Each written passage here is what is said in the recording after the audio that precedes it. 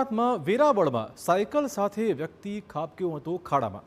બાળકોને સાયકલ પર લઈને જતી વખતે ખાડામાં ખાબક્યો। વેરાવળના વોર્ડ નંબર 2ની આ ઘટના સામે આવી છે। નગરપાલિકાની પ્રી મોન્સૂન કામગીરી સામે ચોક્કસ મોટા સવાલો છે। વેરાવળમાં વરસાદ શરૂ થતાની સાથે જ રસ્તાઓ જોખમી બની ગયા છે। અનેક વિસ્તારમાં આવી સ્થિતિ જોવા મળી। વોર્ડ નંબર 2માં બાળકને સાયકલ પર બેસાડીને વ્યક્તિ જતો હતો ત્યારે રસ્તા પર પાણી ભરાયેલું હોવાથી ખાડો દેખાયો નહીં અને ખાડામાં તે ખાબક્યો હતો। ગીર સોમનાથ જિલ્લામાં આજે ધોધમાર વરસાદ ખાબક્યો છે તો બીજી તરફ વેરાવળ નગરપાલિકાની પ્રી મોન્સૂન કામગીરી સામે સવાલો ઉઠ્યા છે।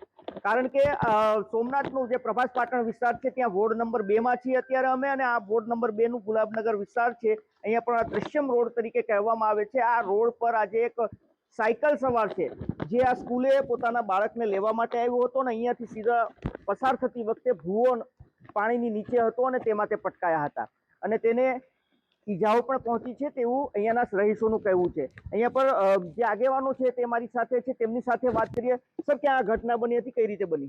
ચોક્કસ કેમેરામેનને કહીશ કે આ જગ્યાએ અત્યારે કલાક પહેલા જ એક વાલી છે વિદ્યાર્થીને લઈને બહાર નીકળતા હતા અને ઘરે જતા હતા। એ સમય દરમિયાન રોડ ક્યાં છે કે ખુલ્લી ગટર ક્યાં છે એ નજરમાં ના આવ્યું, એના કારણે એક ખાડામાં ખાબક્યા।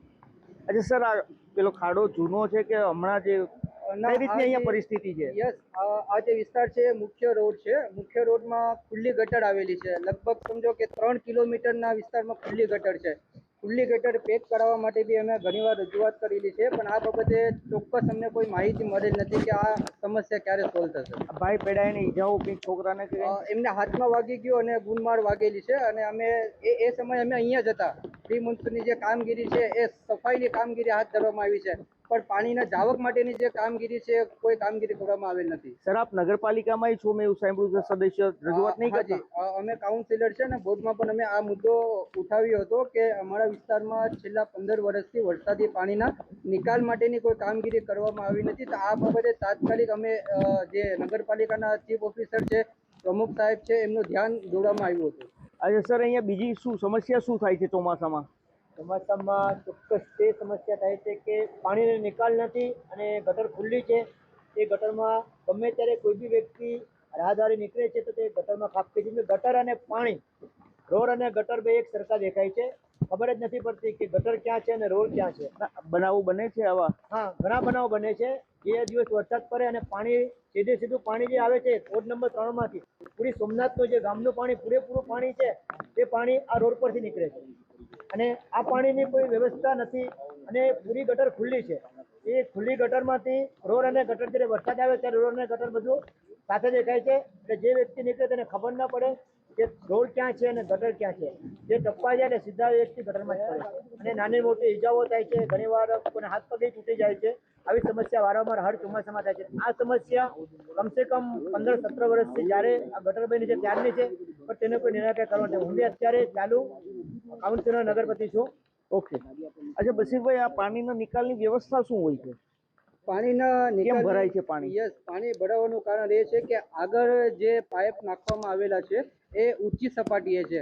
એનું એન્જિનિયર મારફત એને જો યોગ્ય તપાસ કરવામાં આવે તો એ પાઇપ ઊંચા છે, પાણીની જાવક અહીંયાથી નથી, એ પાઇપને નીચા લેવા પડે। આ બાબતે અમે કલેક્ટરશ્રીને પણ મહિના દિવસ પહેલા રજૂઆત કરેલી છે અને મુખ્ય જે પ્રશ્ન છે નેશનલ હાઈવેના જે પ્રોજેક્ટ કોર્ડિનેટર છે એમને પણ અમે લેખિતમાં જાણ કરેલી છે, પણ અત્યાર સુધી કોઈ કાર્યવાહી કરવામાં આવી નથી। તો આ બશીરભાઈ છે, બંને નગરપાલિકા વેરાવળના સદસ્ય છે।